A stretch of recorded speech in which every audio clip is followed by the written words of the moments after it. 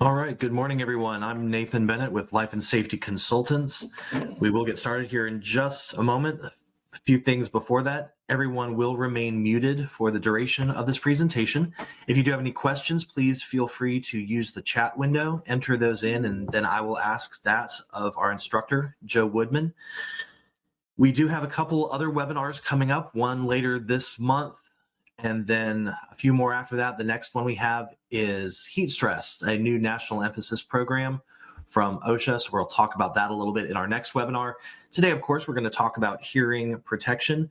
So at this point, Joe, I'd like to go ahead and hand it over to you. Oh, sorry, one more thing. We are recording this presentation, so if you would like to review the content afterwards, that will be posted to our website and our YouTube channel beginning next week. So Joe, I'll hand it over to you now. Thank you, and good morning, everyone. Am I coming through okay? Yes, sir, you are. All right, let's get started. My name is Joe Woodman, and I'll be presenting some information to you today on hearing conservation. Along with my other duties here at Life and Safety, I help conduct environmental noise studies, and I'm also responsible for performing the employee audiometric testing for our clients. I have a real appreciation for good protective equipment in dangerous environments. As you can see from my previous line of work, I've worked in and around all kinds of hazards, so I really know the value of good PPE. However, unfortunately, when I first started, hearing protection was almost an afterthought. So my hearing took a beating, and I wish I'd been more careful. As I was waiting for this presentation to start with my headphones on in a quiet room, all I can hear is my tinnitus. So don't be that guy. As we collectively became more aware and informed of job hazards related to noise, and as regulatory bodies stepped in to enhance worker safety, things started to change, and they're better now, but there's still room for improvement out there on the streets and, of course, in the workplace. So our goals today, I want to help you recognize the need for employee hearing protection, acquaint you with the employer requirements for hearing protection, explain the nature of noise and noise reduction, show the components of a hearing protection program, illustrate the noise monitoring process, hearing assessment, and PPE selection, and help you understand employer responsibilities for record keeping and training. We'll be following this plan as we go through the presentation. I like to show the plan up front so you'll know what I will cover. I typically don't read my slides verbatim. I mainly use them as an outline and for clarification and graphics. And if you've not been reading this list as I talk, don't worry, I'm going to talk about each item. So why are we here? Exposure to hazardous noise is endemic in the workplace. While regulations, improved compliance, and employer participation in noise reduction and hearing protection has improved over time, it is still an issue. Last year alone, 22 million workers were exposed to hazardous noise, and most of them weren't wearing hearing protection. The loss of hearing sensitivity and the onset of tinnitus, that's ringing in the ears, are often the result of this noise exposure. You can see that the incidence of hearing-related issues is significant. More often than not, hearing loss is permanent, and it not only affects one's quality of life outside of work, it can cause risk and complication at work. Hearing loss makes conversation difficult. It may cause you to miss important auditory cues like alarms, horns, engine sounds, water running, that forklift coming at you, and it can also contribute to other health problems. In order to assure good understanding of this topic, we need to get sciencey for a few minutes. Let's define some basic terms and we'll move on from there. So sound is a pressure wave of energy that has a measurable frequency, that's the pitch, and it's measured in hertz, and an identifiable pressure, i.e. the loudness, measured in decibels. If you look at the graphic with the speakers and waves on the right side at the bottom, the top waveform has less waves, that's the red squiggles, and they're somewhat spread out. This is a visual representation of what is considered low frequency sound, perhaps a bass type sound. The waveform under it looks a little more squashed together. It has many waves, and this represents a high frequency sound, something that's up in the treble range. A pressure or volume of the sound shown in this example is shown in the height of the waves up and down. If you look at the left side graphic, the gray and black one, you can see that the center line represents 0. And as the lines extend upward and downward from there, the longer lines, taller, represent louder noise periods, and the quieter noise periods are represented by things that are closer to that middle line. This is just a way of showing what this is all about. The frequency and pressure of a sound wave plus the time that you're exposed to it determine the risk of hearing loss.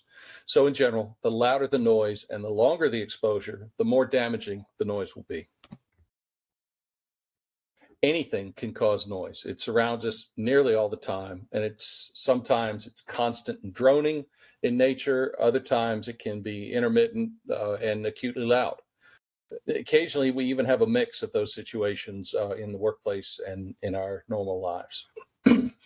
Things also don't typically emit a single frequency of sound. They can vary their loudness, their frequency, and occasionally several frequencies at once. These noise sources can be machinery, pneumatic tools or actuators, hydraulic sources, even electrical hum and electrical equipment. Low frequency noise acts differently than high frequency noise. Low frequency noise typically penetrates and travels farther than high frequency noise. I know this from professional experience. We added almost subwoofer sirens to some of our units in my past employer, which kind of sound like woo, woo, woo, instead of the normal siren sound, because that would penetrate cars and get through the internal car audio and the sound of the person's cell phone or whatever. It got attention a whole lot better than just the plain siren. There's real world use for that. So how do you know what kind of noise environment you're in if you don't have a dosimeter? Here's a quick little way to know. If you have to speak loudly, you're looking at roughly 80 decibels. If you have to shout at each other, you're between 85 and 90. And if you've got to lean in close and yell, you're 95 and so, like at a concert or something. Excessive noise is dangerous. It can result in temporary or permanent hearing loss. It can cause you to misunderstand communication, it can cause you to miss important safety warnings, and even contribute to things like loss of sleep, difficulty concentrating, fatigue, and reduced efficiency. Those last points together are often cited as causes for increased stress, and increased stress, we all know, is hazardous to your health and also very unpleasant. Not a good thing. So how do we hear? Here's some basic anatomy and physiology, getting sciencey again. Sound enters the ear through the ear canal, striking the eardrum. Vibrations from that eardrum pass through some small bones and enter the cochlea, where the tiny hair-like cells flow back and forth and react to the stimulus. That stimulation is passed along the acoustic nerve, the auditory nerve, and winds up reaching the brain, where the brain translates it into what we understand as sound. When your hearing is damaged, those delicate parts within the ears no longer work properly. High noise levels flatten those hair-like cells, and they result in injury over time. So while workplace hearing loss is often gradual, it can be caused by an isolated and acute noise exposure. Either way, damage is permanent. I need to mention that not every case of hearing loss is caused by workplace noise exposure or even noise exposure, period. Some hearing issues discovered through workplace hearing screening it can be caused by a physical blockage of the ear, like a buildup of wax or something else, a disease process, sometimes a side effect of a medication, or even congenital structural issues that person just has. That's their unique build. Hearing loss is defined as the reduction of one's ability to hear, and we divide it into two main types, temporary and permanent. Temporary hearing loss may be caused by the factors I've previously listed, and it's often the immediate result of an acute exposure to loud noise. Permanent hearing loss can result from a single significant brief noise exposure, but it is more commonly the result of cumulative noise exposure. Both situations can generate a threshold shift on the audiogram, the hearing test, but one may resolve over time while the other does not. Progressive hearing loss can happen so gradually that people are often unaware it's happening and or may be surprised when they recognize it. Common warning signs may be difficulty hearing people speak, an inability to hear certain high-pitched or soft sounds, difficulty picking out specific noises from ambient noise and ringing in the ears, or getting complaints from your friends or loved ones that your TV or radio is too loud and you don't think it is. So what is overexposure to noise? A worker's average exposure to noise during an 8-hour period is considered a time-weighted average. That exposure cannot exceed 85 dBA. dBA, what is that? If you refer to decibels, that is just an analytical plain sound level reading. But dBA levels are adjusted to approximate what the human ear hears. So if you see dBA, you know that the human factor has been specifically considered in that calculation. I will use the terms interchangeably here, but if you're a purist, you do need to know the difference. And when you get your noise monitoring report, you will probably see dBA. Also, previous slide, a single exposure to noise cannot exceed 140 dBA, and continuous exposure can't exceed 115. All this information is available in the regs and online charts. It's very easy to find. There's quite a bit of information out there. Speaking of the regulations, so the hearing protection and occupational noise exposure is covered under 29 CFR 1910.95. It's an extensive regulation. It's got everything you need to know, and there's also interpretations of it. OSHA's website explaining this is very good for sources of information, and we're of course happy to help you if there's something you need more than that you need to know. This regulation requires employers to implement a hearing conservation program when noise exposure is at or above 85 decibels over 8 working hours, the time-weighted average. The purpose of a hearing conservation program is to prevent initial occupation hearing loss or occupational hearing loss period, preserve and protect remaining hearing, and equip workers with the knowledge and hearing protection devices necessary to safeguard themselves. We'll discuss the specifics of all this later. So what is the permissible exposure to noise at work? The permissible exposure limits, or PEL, well, you may be familiar with that through SDS sheets and otherwise. The louder the noise, the shorter amount of time an employee can be exposed to it without needing PPE.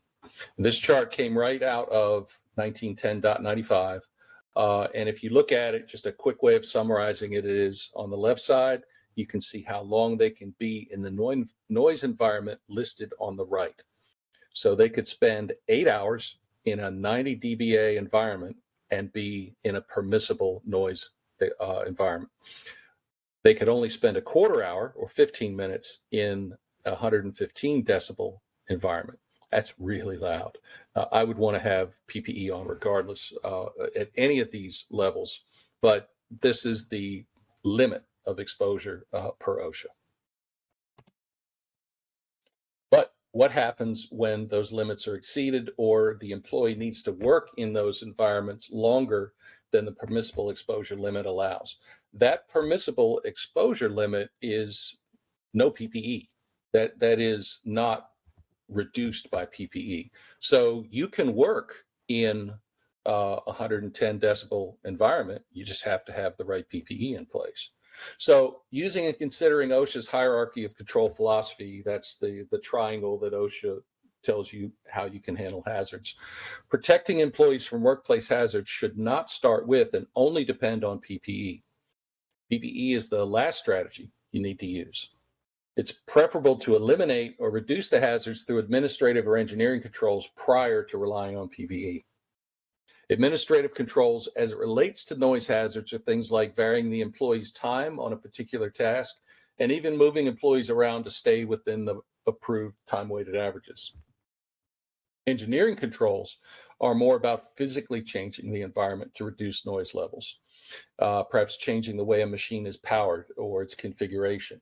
Other examples of engineering controls may be improved sound insulation, creating distance between the employee and the noise source, or even replacement of excessively loud machinery. Typically, that's not done by itself, but it is a consideration. When the permissible exposure limit is exceeded and prior efforts at control fails to reduce the noise level below the PEL, the employer must provide hearing protection to each affected employee. Employee exposure to excessive noise has many variables, including the noise level, the duration of its exposure, and whether employees move between work areas and different noise levels. Also, whether the noise is coming from a single source or multiple sources. Specifically, as part of the continuing effective hearing protection programs, employers must make hearing protection available to all employees exposed to an 8-hour time-weighted average at 85 decibels with no cost to the employee. So allow me to show you some examples of how sound levels trigger action in this setting. At 80 decibels, the employer should provide hearing protection, train on how to use it, encourage its use, and should create a hearing conservation program. Notice I say should. OSHA regulations often say shall and must, but we're at the should level here. If an employer elects to do this at this sound level, they're doing what's called due diligence. They're showing proactivity and a concern for the employee's hearing health. That goes a long way if OSHA comes in to inspect, examine, or otherwise deal with an issue. And it's just good practice, in my opinion. Now, moving to the right, at 85 decibels, OSHA requires a hearing protection program and all the things that go with it. That includes exposure, environmental noise monitoring, training, hearing tests, providing PPE, and requiring employees to use it, especially those who have experienced a standard threshold shift. What is a threshold shift, STS? That's a change in hearing relative to the baseline audiogram. In other words, they have lost some hearing abilities at 10 decibels or more. And it's in the range of 2,000, 3,000, and 4,000 hertz, which I'll show you later on an audiogram. That is the common frequency range of speech. And that is, the value is placed on that. So an STS refers to hearing shifts in those areas. Continuing on up the chain with a greater noise at 90 decibels, OSHA requires that employees just wear hearing protection. Well, they wear hearing protection. The employer also has to do what they can to eliminate or reduce the noise administratively and through engineering noise control. At this levels, again, employers are required to supply this protection at no cost to employees. They also have to provide a variety of hearing protection types for them to choose from, because not every product works for every employee and not every type works for every employee.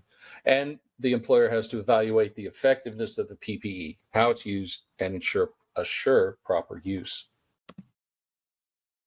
So what are the specifics of a hearing protection program, hearing conservation program? A well-constructed hearing conservation program needs to address all of these elements, and it should spell out everything clearly for everyone involved. The program document will explain the responsibilities of the employer and the employee. It will identify hazards and specific exposure monitoring methods and frequency, and it will address control methods using the hierarchy of controls. It should also identify approved hearing protection devices, at least by type, muffs, plugs, etc., along with their selection, use, and maintenance. Audiometric testing. This has to be completed for those within this program. So how it's done and when it's done has to be spelled out. The program also has to assure good hazard communication. So identifying loud areas, signage, and reporting needs. Also education and training for the hearing conservation equipment, along with an annual training on hearing conservation. Record keeping. Record keeping is important. Good record keeping is often an employer's best defense when dealing with OSHA or handling legal challenges. The records have to be thorough, they have to be retained for the set period of time, shared as specified, and available to the employee when requested. And finally, a good hearing protection program should include plans for continuous monitoring and improvement of the program itself. Also, the noise environment. You can't just do this once. Factories are dynamic, workplaces are dynamic, and regulations change. So this has to be looked at periodically to make sure it's up to date and effective. So a good noise control program, hearing conservation program can't be complete without a good assessment of the noise environment. That doesn't mean walking around with your cell phone and a sound dosimeter app and sniffing, if you will, different parts of your facility. This means a professional study that tests noise where employees work and move and evaluates the entire sound environment. There's nothing wrong with sampling your noise with an app or something like that, but it is not considered official, and that is where proper testing comes in. OSHA requires specific data that has to be gathered by sensors that are regularly calibrated and properly used for this to be considered proper. To further complicate noise collection methodology, employees often move between machines and move around the facility, spending varying amounts of time at each location and each machine. So that's why a wearable dosimeter and calculation of time-weighted averages helps to address this. A noise study will also identify and characterize high noise sources, show which employees are affected. It'll monitor those employees for the duration, and it will allow future checks of the noise environment. In comparable values can be checked to see if your actions have reduced or increased or whatever in the noise environment. Your noise study is conducted over an 8-hour period, which can vary slightly. And it's done with dosimeters that are worn by employees, but may also include sensors that are fixed in place at strategic locations in the plant. They'll collect information including minimum and maximum noise, peak sound levels, average sound levels, and time-weighted average for the shift. They do not record sound files like listen to conversations. That's one of the first things an employee asks when you're looking to connect this device to them is this going to record? It just collects data points. The noise study the report itself will summarize and tabulate the collected data and go on to offer specific suggestions for what PPE may be needed, along with additional suggestions for administrative or engineering controls. When I say what type of PPE, I'm more talking about noise reduction and probably not actual products, but a noise reduction rating, which I'll get into shortly. So here's an actual summary table that I've taken from one of our noise reports.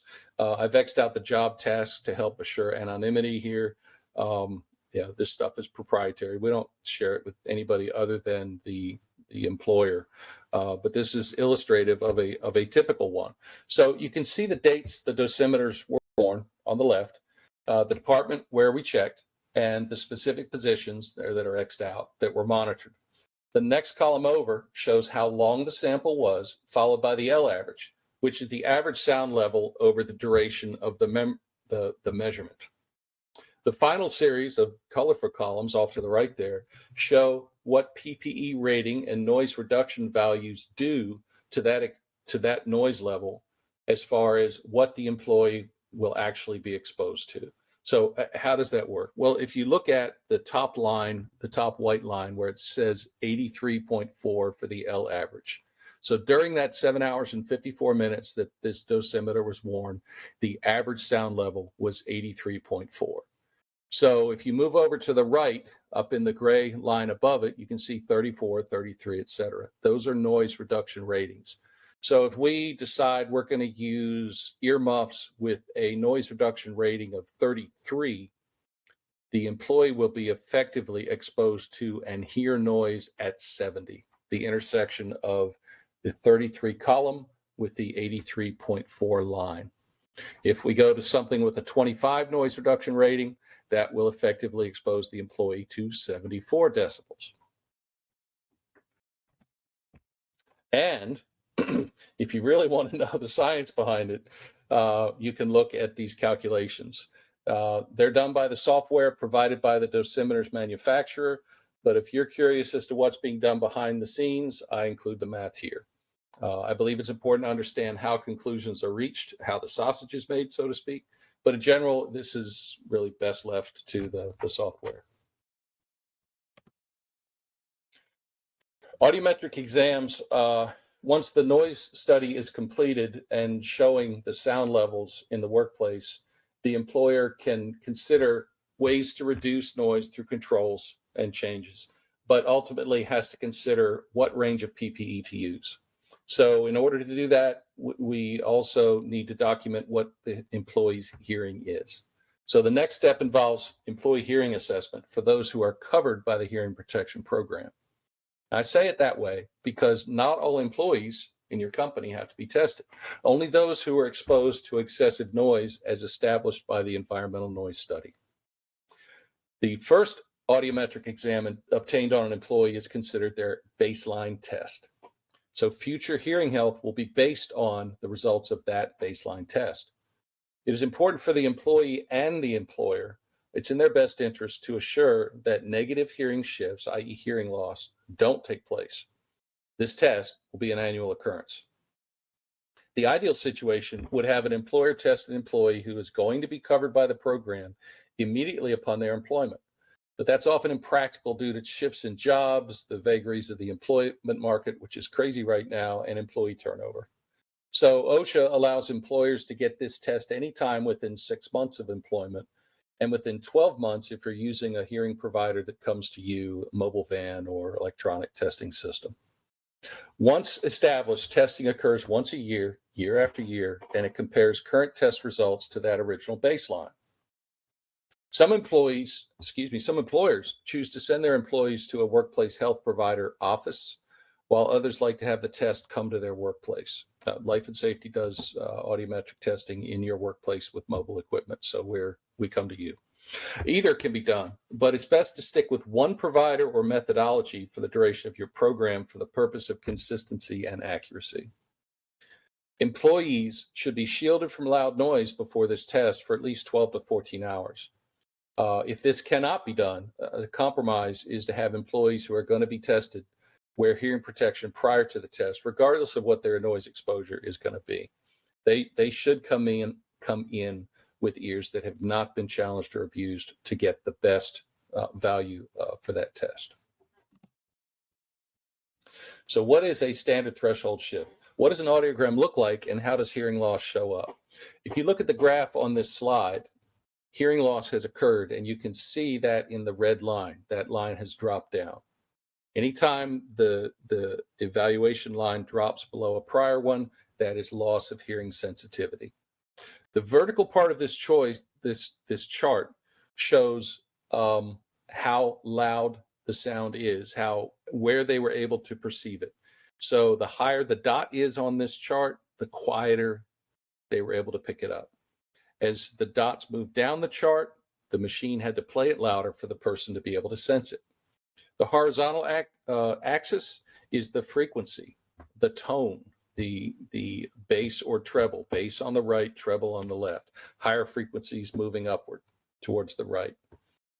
Our hearing abilities subtly change throughout the day on a normal basis and can be affected by many things. So we just do an annual check and compare it to the prior year, and that's a good way of picking up on hearing shifts.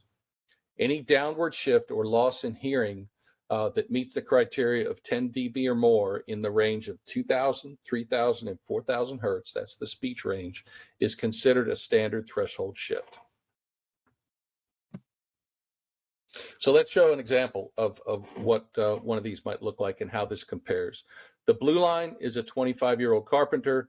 25-year-old carpenter doesn't have a long work history in an environment where noise protection was discouraged. Back in the day, if you wore your plugs, you might be considered, less of a man, shall we say. So PPE now is common. It's encouraged. It's required. So a 25-year-old just getting into the construction market is going to probably have better ears unless he's abused them with headphones or video games.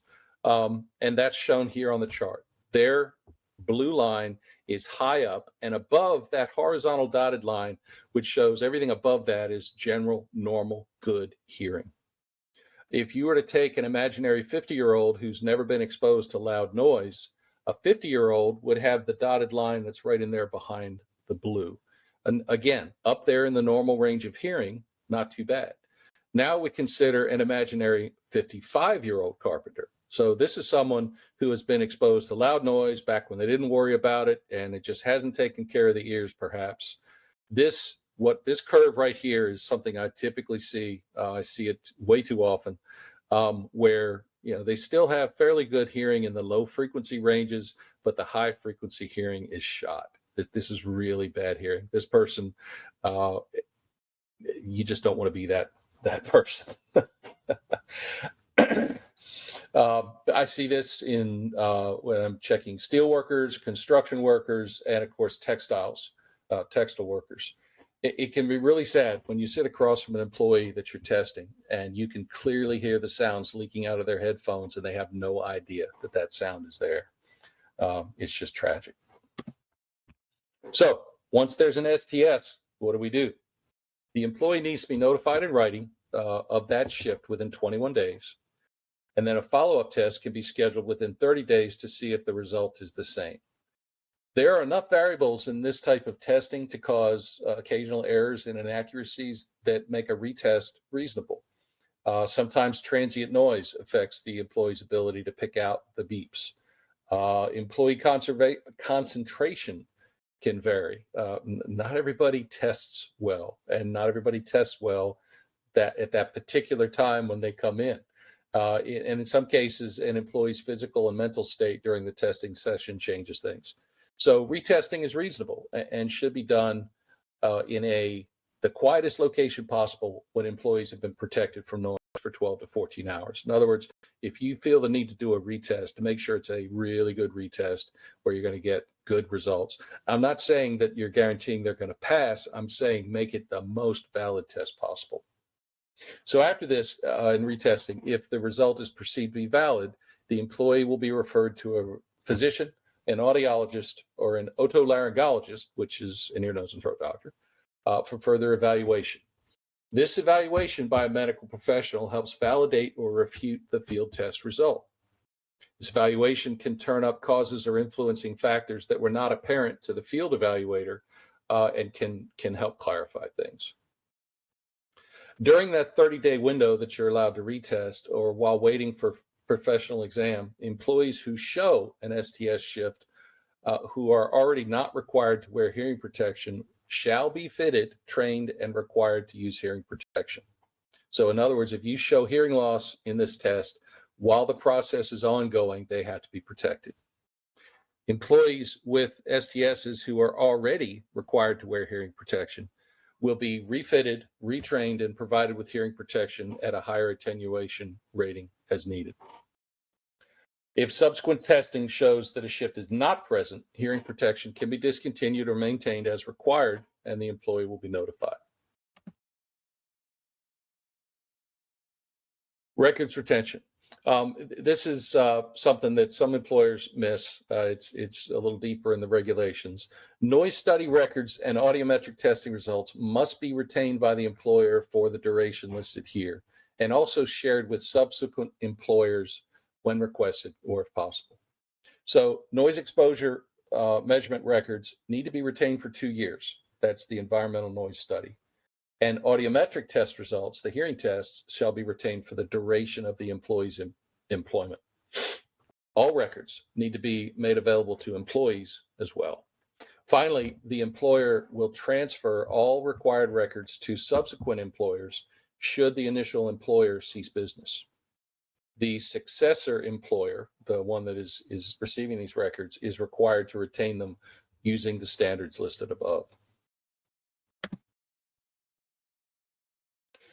So now that we've talked about decibels and frequencies and all these different numbers and charts, we need to get back into the numbers again just for a few minutes. Once we are aware of what the ambient noise that a worker is exposed to, we can prepare and choose the right PPE to protect them to reduce that noise exposure. Noise personal protective equipment comes with certified noise reduction rating values called NRRs. The PPE chosen by an employer must reduce the employee's noise exposure to at least the 8-hour time-weighted average of 90 decibels as required by the paragraph and chapter and verse of 29 CFR. A noise reduction rating is a measurement of the effectiveness of hearing protection. And It's the effectiveness of it reducing noise levels. Higher NRR values indicate greater noise reduction. Typical NRR values range up to 30. So here's some sample calculations for making this mean something. If you're in a workplace with a 90 decibels of noise and you are considering how that's affected by a personal protective equipment device rated at 25, you'll subtract 7 from the noise reduction value. So 25 minus 7 is 18. You'll subtract 18 from the ambient noise level. 90 minus 18, that's 72. So behind that hearing protection, let's say this is earmuffs, the employee will actually be exposed to 72 decibels of noise in a 90 decibel environment. Now, there is an alternate calculation. The prior calculation of just taking 7 off the NRR and subtracting it from the decibels, that's simple. It doesn't really consider real world environment. Real world environment is employees use poorly cared for equipment. They may not put it in properly. It's just not as good as what an ideal state is. And frankly, we almost all operate in that gray area of it's not as good as it says on the package. So OSHA suggests this alternate noise calculation as being a little more conservative and being sure that you have some room for extra protection. So how does that work? You do the same thing. You start the same way. You take 7 off of the noise reduction rating, but you divide that number that you get, 18, by 2. So it's a 50% correction factor. That number that you get from there, you take off of the ambient noise. So 90 minus 9 gives you an exposure of 81. So the difference is 72 or 81. And 81 the truth is somewhere in between probably, but 81 is probably judged to be a more accurate example of what they're actually hearing.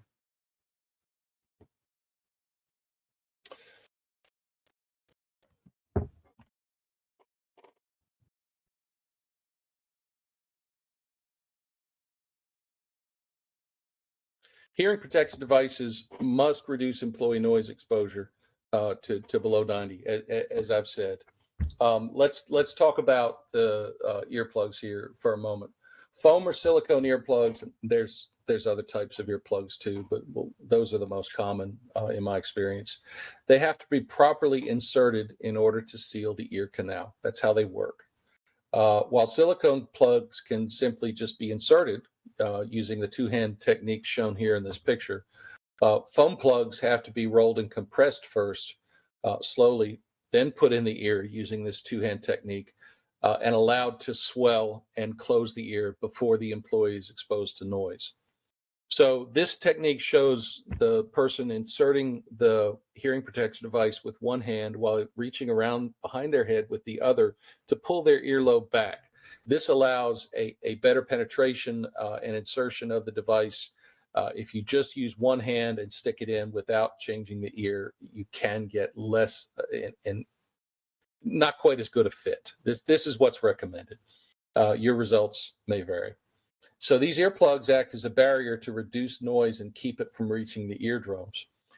Use only products that are rated for hearing protection. Cotton is not an earplug, and musical earbuds are not typically rated for noise reduction. All right, molded earplugs. Custom fitted molded earplugs are common and readily available. Not everybody's ears are the same, and not all generic hearing protection devices work for all individuals. I have encountered people during my hearing testing that everything their employer tried that they provide for everyone else has not worked for them, and they have had to move into more of the custom hearing protection environment. Custom fitted plugs can be more comfortable for long-term use, and they can also ensure and increase use by employees in certain settings. However, there are advantages and disadvantages. While they're durable and reusable and custom fit to ensure a better fit and sealing, they're often more expensive than the other options. They are also not quickly, easily, or inexpensively replaced when they become lost and damaged, and they will. Earmuffs. Earmuffs rely on a good seal against the head with the ears fully enclosed within to be effective. Their effectiveness can be reduced by hair trapped under the muffs or eyeglasses or headbands underneath the arch and within the muffs, creating gaps in that seal. They are adjustable for a better fit, but some workers don't like them due to their size, pressure on the head, or weight. And they can also be less comfortable to wear in really hot environments. Now, they are reusable and they can be easily cleaned with warm soapy water and rinsed. But again, it's just another option for you. Speaking of other options, some very loud environments may require double protection. So they may require earplug use under earmuffs for a combined effect sufficient to reduce the noise exposure. In environments like that, make sure you have adequate signage and hazard communication so the employee knows that just wandering in with one form of protection or another is not adequate in that area. I regularly encounter employees during audiometric testing that say they wear iPods or earbuds for hearing protection. A surprising number of employers do not prohibit this, but some do. OSHA does not condone noise-canceling headphones for hearing protection. That's a very specific statement. Just make sure you know what I mean. Noise reduction is just what it sounds like. Typical noise reduction is done by a physical barrier, a plug or a muff that reduces the sound level that comes into the ears. Noise canceling is different. Noise canceling reduces the perceived noise by identifying the ambient noise and generating an opposite frequency to it, which in effect cancels it out as far as our ears are concerned. Now, this is proven and effective technology, but it does not work in all noise environments. Noise canceling works best with droning, constant noise at a constant frequency. It is an airline passenger's favorite. Pilots, truckers, some other folks may choose to use this stuff. But what it is not good at is reducing transient or highly variable noise. Now, there's another noise reduction or noise canceling thing called sound clipping. This is something you usually see in shooter's earmuffs and molded earplugs. They rapidly respond to sudden loud noises and keep it from coming in. Otherwise, it lets noise pass through. Sound clipping devices are not good at responding to gradual noise changes and have really, they're not preferable as far as hearing protection goes in an industrial setting, in my opinion.